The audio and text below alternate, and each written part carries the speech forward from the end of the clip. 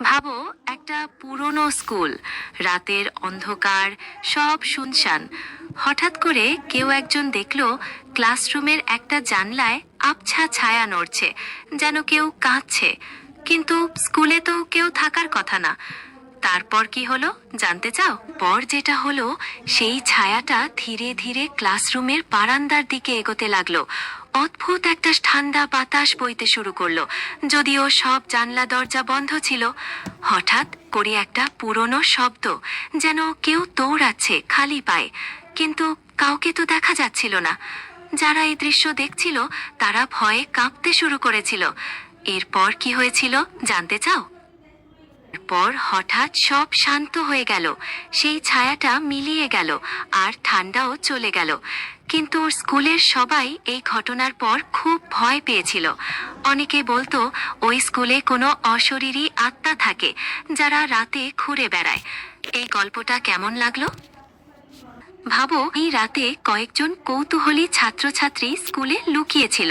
তারা দেখলো পুরনো লাইব্রেরির একটা বইয়ের দাগ থেকে হঠাৎ আলো জ্বলছে, অথচ সেখানে তো কেউ ছিল না।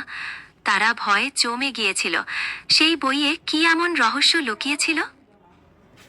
ওই বইয়ে স্কুলের পুরনো ইতিহাস লেখা ছিল, আর তার মধ্যেই লুকিয়ে ছিল একটা গোপন রহস্য। অনেকে বিশ্বাস করত সেই বইটা যে খুলবে সে স্কুলের পুরনো কোনো অভিশাপের শিকার হবে। ছাত্রছাত্রীরা ভয়ে সেখান থেকে দ্রুত চলে গিয়েছিল। কিন্তু ওই ঘটনার পর স্কুলের পরিবেশটা পুরোপুরি পাল্টে গিয়েছিল। কেমন লাগলো রহস্যময় অংশটা? সেই পুরনো বইটা খোলার পর স্কুলের ঘন্টাগুলো অদ্ভুতভাবে নিজে থেকেই বাজতে শুরু করলো, যেন কোনো অদৃশ্য শক্তি তা করছে।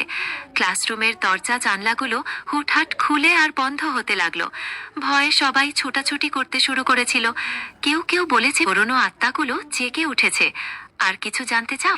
এই সব ঘটনার পর স্কুলের সবাই নিশ্চিত হলো যে এখানে কিছু অলৌকিক ব্যাপার ঘটছে। রাতে আর কেউ স্কুলে থাকতে চাইতো না।